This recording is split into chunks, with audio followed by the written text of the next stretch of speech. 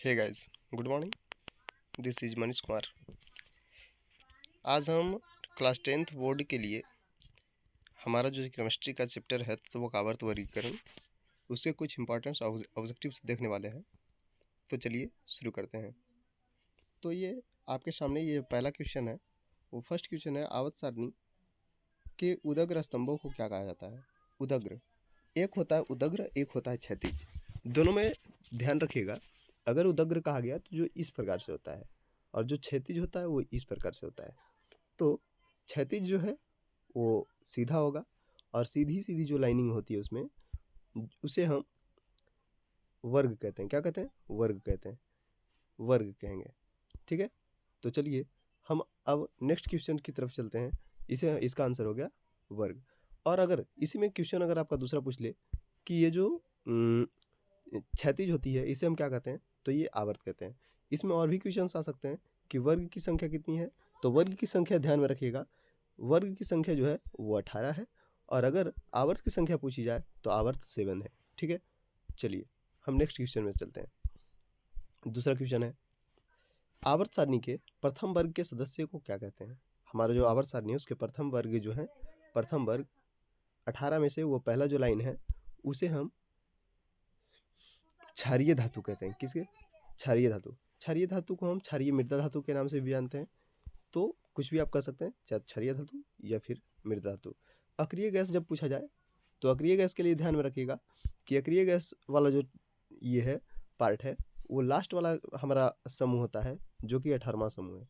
18वें समूह को हम अक्रिय गैस समूह कहते हैं, और ये क्षारीय धातु जो है ये पहला हो गया। ठीक है, नेक्स्ट, आवर्त सारणी के शून्य समूह का तत्व है। शून्य समूह वही लाइन है जो अभी हमने बताया कि जो मेरा ये अक्रिय गैस वाला समूह हो गया, वही सेम शून्य समूह इसको कहते हैं।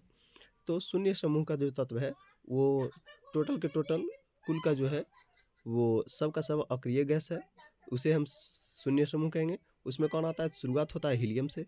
हीलियम ध्यान में रखिएगा। हीलियम के बाद नियॉन, नियॉन के बाद आर्गन, आर्गन के बाद क्रिप्टन, क्रिप्टन, क्रिप्टन के बाद जेनॉन, जेनॉन एक्स ई होता है, सॉरी, जेनॉन को हम एक्स ई लिखते हैं, जेनॉन और रेडॉन, ये अक्रिय गैस है। चलिए नेक्स्ट, अगला क्वेश्चन। अगला क्वेश्चन है, मीथेन में कितने सहसंयोजक बंध पाए जाते हैं? मीथेन, ये क्वेश्चन जो है अगले चैप्टर से। मीथेन में मीथेन का जो फॉर्मूला होता है वो CH4 होता है। मीथेन का फॉर्मूला CH4 होता है। इसकी संरचना C, single bond H, H, H, ऊपर H और एक H। इसमें हमको जो 4 हाइड्रोजन है ये हमको सिंगल बॉन्ड से दिख रहा है और वो 4 जगह है, इसलिए इसका जो सही आंसर हो जाएगा वो हो जाएगा 4। क्या होगा? 4, बी नंबर। नेक्स्ट, आधुनिक आवर्त सारणी में तत्वों का वर्गीकरण का आधार है।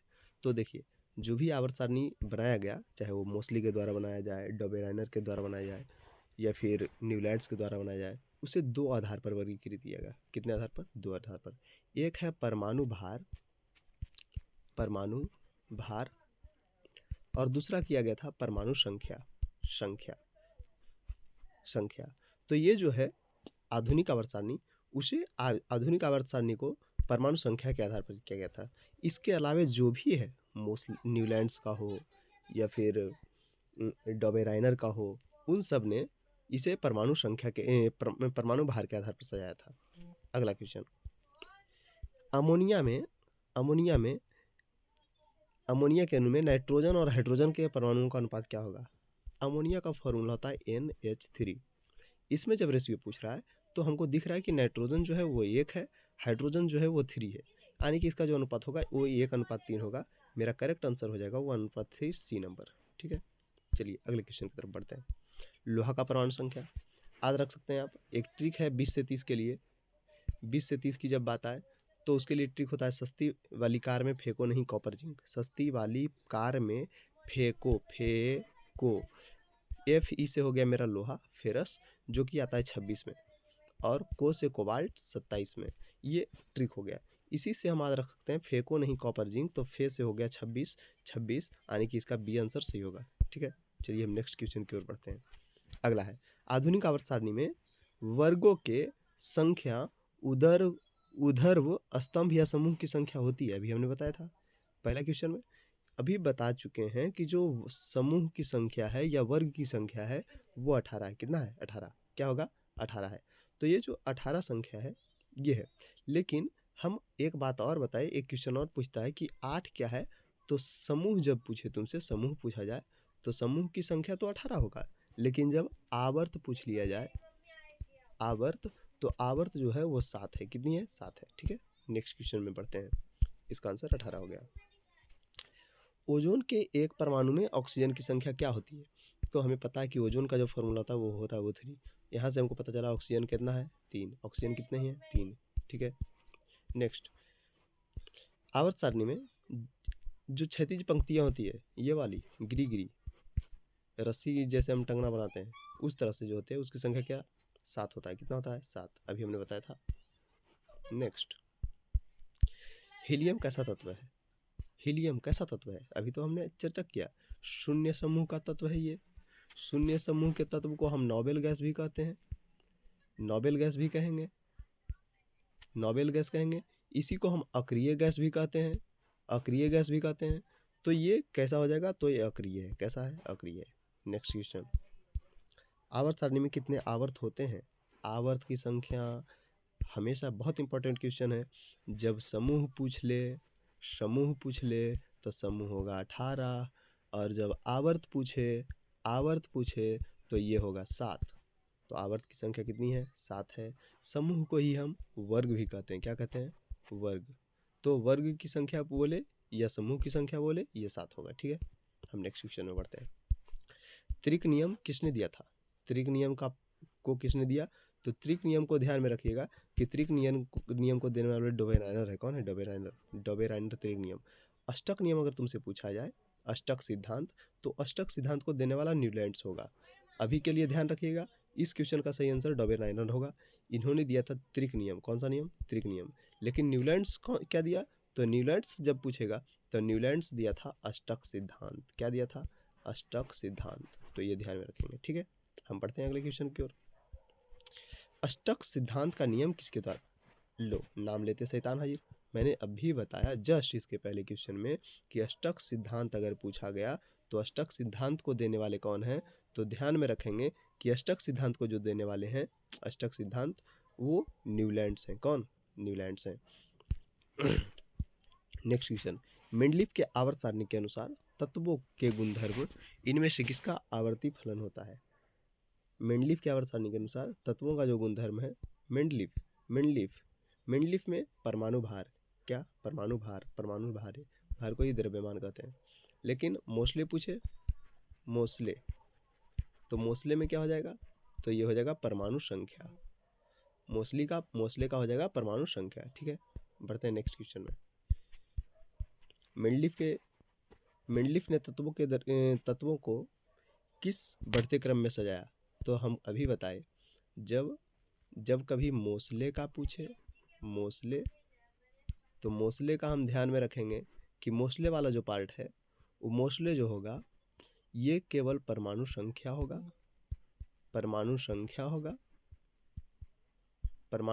होगा, लेकिन इसके अलावा किसी का पूछ ले तो वो परमाणु भार होगा। क्या होगा? परमाणु भार। ठीक है, नेक्स्ट क्वेश्चन, अगला क्वेश्चन है, आवर्त सारणी के किसी समूह विशेष में तत्वों की विद्युत ऋणात्मकता ऊपर से नीचे जाने पर क्या होती है? जब बात आया ऊपर से नीचे जाने पर, वर्ग में ऊपर से नीचे जाएंगे तो विद्युत ऋणात्मकता बढ़ती है। विद्युत ऋणात्मकता क्या होता है? तो वो बढ़ता है। अगर वो बढ़ता है ऊपर से नीचे जाने पर, तो जो सबसे नीचे वाला होगा उसका उसका विद्युत ऋणात्मकता सबसे अधिक होगा और ऊपर वाले का सबसे कम होगा। तो यहाँ से हैलोजन तत्व कभी कभी दे देता है। हैलोजन तत्व में आते हैं fluorine, chlorine, bromine, iodine, statin. तो उसमें जब ऐसा बात आ जाए, अगला क्वेश्चन है, कौन सा सबसे अधिक क्षारीय होगा? क्षारीय प्रकृति का Na2O होता है। क्या होता है? Na2O, sodium oxide. तो ये अगला क्वेश्चन है, समूह आई के तत्व क्या कहलाते हैं? समूह आई नहीं, वो फर्स्ट है। तो अभी हमने शुरुआत में बताया था कि पहला जो समूह है उसके तत्व को हम क्षारीय धातु कहते हैं। क्या कहते हैं? क्षारीय धातु कहते हैं। क्षारीय मृदा धातु भी इसी को कहा जाता है। मैग्नीशियम किस समूह का तत्व है? समूह की संख्या जब या आवर्त की संख्या निकालना हो तो आप इलेक्ट्रॉनिक कॉन्फ़िगरेशन से निकाल सकते हैं। मैग्नीशियम Mg जो होता है, Mg ये होता है 12। Mg कितना होता है? 12। क्या होता है? 12। तब वहाँ से जब उसका समूह का नाम पूछा, 12 टूटेगा कैसे? तो 12 टूटेगा 2 8 2 8 2 में। कैसे टूटेगा? 2 8 2 में। जब 2 8 2 में टूटा यानी कि ये दूसरे वर्ग का तत्व है। किसका? दूसरे वर्ग का। तो समूह का नाम पूछा तो समूह 2 होगा। क्या होगा? समूह 2 होगा। देखिए अगले क्वेश्चन में बढ़ते हैं। अगला क्वेश्चन है, तत्वों के निम्नलिखित जोड़ों में से किनके रासायनिक आचरण समान होंगे? रासायनिक गुण किसका किसका समान होगा? एक समूह के तत्व जो होते हैं, एक समूह का तत्व यानी कि जब हम ऊपर से नीचे आ रहे हैं, एक लाइन में अगर है वो, तो उसका गुण सेम रहता है। तो इसीलिए यहाँ जो आंसर हो जाएगा मेरा, वो आंसर हो जाएगा नाइट्रोजन और फास्फोरस। ठीक है, ये दोनों एक ही तत्व के हैं, नाइट्रोजन फैमिली के तत्व हैं। फिर अगला क्वेश्चन है, निम्नलिखित तत्वों में से किसकी संभावना अधिक है कि धात्विक अभिलक्षण अधात्विक अभिलक्षण प्रस्तुत करेगी? अधातु का गुण कौन ज़्यादा बढ़िया दिखाएगा? तो ये ब्रोमीन है। क्या है? ब्रोमीन है। ब्रोमीन है। नेक्स्ट क्वेश्चन, धातु अधातु के लिए ये ध्यान में रख सकते हैं आप कि धातु अधातु का पता हमें कहाँ से चलेगा? तो धातु अधातु के लिए एक बेसिकली ट्रिक है, अगर किसी के नाम के अंत में म लग रहा है तो वो मेरा धातु होगा, म है तो धातु, अगर न है तो वो अधातु होगा। क्या होगा? अधातु। जैसे मैंने बोल दिया नाइट्रोजन, क्या होगा? न आया सर, न आया, इसका मतलब अधातु। मैंने बोला सोडियम, म आया, धातु। ठीक है, तो इसे हम पहचान सकते हैं। ठीक है, नेक्स्ट क्वेश्चन, आधुनिक आवर्त सारणी का दीर्घतम रूप किसकी प्रस्तुतिकरण है? आधुनिक आवर्त सारणी का ये किसने दिया था? हमें पता है, मोस्ले। मोस्ले ऑप्शन यहाँ टाइपिंग मिस्टेक है, मोस्ले होगा। क्या होगा? मोस्ले। अगला क्वेश्चन, निम्नलिखित में से कौन सबसे अधिक आधात्विक गुण को प्रस्तुत करता है? आधात्विक गुण को सबसे ज़्यादा कौन दिखाएगा? तो जब आधात्विक गुण है फ्लोरीन क्लोरीन, इसमें देखो सब कहोगे सर आधा तो यही है, सेम है। तो जब सेम क्वेश्चंस हैं तो उस समय ध्यान में रखिएगा कि सब इसमें जब आधातु है, सल्फर भी आधातु है, ब्रोमीन है, क्लोरीन है, तो जो धात्विकता क्या होती है? ऊपर से नीचे जाने पर बढ़ता है तो घटता है। तो जो सबसे ऊपर है ब्रोमीन क्लोरीन, वो सबसे ये होगा, आधातु होगा। अगला क्वेश्चन, किसने कहा कि तत्वों के मूल गुण गुण जो हैं उनके परमाणु संख्या है, ना कि परमाणु द्रव्यमान? परमाणु संख्या की चर्चा जो है किसने की थी? तो परमाणु संख्या की चर्चा करने वाले मोस्ले हैं, उसके पहले किसी ने नहीं किया, तो इसका आंसर मोस्ले होगा। अगला क्वेश्चन, आधुनिक तत्व आवर्त नियम के अनुसार तत्वों का गुणधर्म क्या है? तो ये मोस्ले के अनुसार, मोस्ले के कथनानुसार है कि परमाणु संख्या के आवर्त फलन होते हैं। किसके? परमाणु संख्या के। अगला क्वेश्चन, आधुनिक आवर्त सारणी में बाईं से दाईं जाने पर, बाईं से दाईं, लेफ्ट टू लेफ्ट से राइट की ओर, लेफ्ट से राइट की ओर जाने पर उसका आकार क्या होगा? तो आकार कक्षा की संख्या पर निर्भर करता है। कक्ष की संख्या बढ़ेगी तो वो बढ़ेगी। ठीक है, यहाँ बढ़ता है होगा। वुल्फगांग डोबेरानर किस देश से संबंधित है? तो ये डोबेरानर जो है वो जर्मनी देश के वैज्ञानिक थे। मेंडलीफ का जन्म कब हुआ, ये सब क्वेश्चन वही नहीं, बहुत याद नहीं है। भारतीय संगीत प्रणाली के अनुसार कितने सुर होते हैं? तो 8 सुर, 7 होते हैं, लेकिन उसका ये जो है सुर 7 है, लेकिन सुर के आधार पर ये हुआ था, अष्टक सिद्धांत दिया गया था, उसमें पहला का गुण जो है वो 8वें से गुण से मिलता है, इसलिए इसका आंसर 7 है। ये जो क्वेश्चन था इसमें आप ये यहाँ से भी याद रख सकते हैं कि ये जो सुर होता है वो स रे ग म, स रे ग म प ध नी। तो यहाँ से देखिए 2 3 5 5 2 7, तो यही 7 आंसर है। नेक्स्ट, मेंडलेफ ने जब अपना आवर्त सारणी दिया उसमें ज्ञात तत्व कितने थे? तो उस समय जो है 63 था। कितना था? 63। आधुनिक आवर्त सारणी में परमाणु साइज पता कैसे चलता है? उसकी त्रिज्या से। साइज का पता कहाँ से चलेगा? त्रिज्या से, क्योंकि परमाणु का आकार गोल होता है, गोल चीज को हम त्रिज्या से मापते हैं। 1 पिकोमीटर कितना? 10 के पावर 12, 10 के पावर -12। ये ध्यान में रखिएगा, 10 से 12 नहीं है, ये 10 के पावर -12 है। ठीक है, 1 पिकोमीटर बराबर 1 पिकोमीटर बराबर 10 के पावर -12 मीटर होता है। नेक्स्ट क्वेश्चन, किसी भी तत्व की संयोजकता कैसे निर्धारित की जाती है? संयोजकता उसके बाहरी कक्ष के इलेक्ट्रॉन से। किससे? तो इलेक्ट्रॉन की संख्या यहाँ ऑप्शन है, बाहरी कक्ष के इलेक्ट्रॉन से वो निर्भर करता है। आवर्त में इलेक्ट्रॉन त्याग करने की प्रवृत्ति कैसी होती है? किसी भी आवर्त में एक तरफ से हम दूसरे तरफ जाएंगे तो इलेक्ट्रॉन त्याग करने की प्रवृत्ति जो है वो कर्म के अनुसार बढ़ते जाता है, ठीक है। ऐसे ये भी कह सकते हैं, पहले बढ़ता है फिर घटता है। नेक्स्ट, तत्वों का आवर्त सारणी, प्रारंभिक विकास किसका योगदान रहा? आवर्त सारणी का विकास सबसे पहले जो किया था आवर्त सारणी, वो मेंडलीफ ने दिया था। सारणी में ये सब क्या है? तो उप धातु है, ठीक है। उप धातु की संख्या टोटल 7 है, 7 है, 7 है, 3 3 6 1 7। ये 7 जो है उप धातु है, उप धातु की संख्या 7 ध्यान में रखेंगे। उप धातु जो है वो 7 है। धातु कितनी है? तो धातु जो है धातु धातु 92 है, और साथ ही साथ अधातु जो है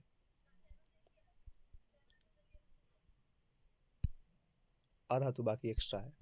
क्लोरीन के दो समस्थानिक, क्लोरीन C35 और C37, Cl, यहाँ मिसप्रिंट है, मिस टाइपिंग है, Cl37 होगा। किसी तत्व का परमाणु संख्या 12 है, उसकी संयोजकता क्या होगी? संयोजकता जब निकालना हो 12 को तोड़िए 2 8 2 में, जितना ये त्याग या ग्रहण करेगा वो संयोजकता होगा। इसका संयोजकता 2 होगा। कितना होगा? 2 होगा, 2 होगा। कौन सा तत्व मेंडलीफ के समय में ज्ञात नहीं था? मेंडलीफ के समय में गैलियम जो है वो ज्ञात नहीं था। अभी तक ज्ञात सब तत्वों की संख्या कितनी है? 114। 114 अभी तक एनसीईआरटी में मेंशन्ड है, वैसे बशर्ते अब जो है न्यू प्रिंट में 118 तक आना शुरू हो रहा है, तो 118 अब हो गया। तत्वों के आवर्त वर्गीकरण का मुख्य श्रेय किसको मिला? तो मोस्ले थे, मोस्ले थे, मोस्ले होना चाहिए। मेंडलीफ ने शुरुआत किया था, लेकिन कुल वर्गीकरण मोस्ले किया।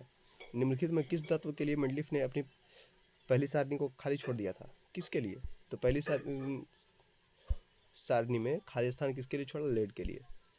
क्षार धातु नहीं है, पहला का तत्व नहीं है। हेलिना करे रब से फरियाद, रब से फरियाद। मैग्नीशियम Mg नहीं होगा। सबसे पहले प्लेटिनम को उत्प्रेरक के रूप में पहचानने वाला कौन था? तो डोबेरेनर है। कौन है? कौन सा त्रिक बनता है? डोबेरेनर का त्रिक कौन है? तो फ्लोरीन क्लोरीन बनाता है। कैल्शियम, बेरियम और SR से होता है सेरेनियम। चलिए आज के लिए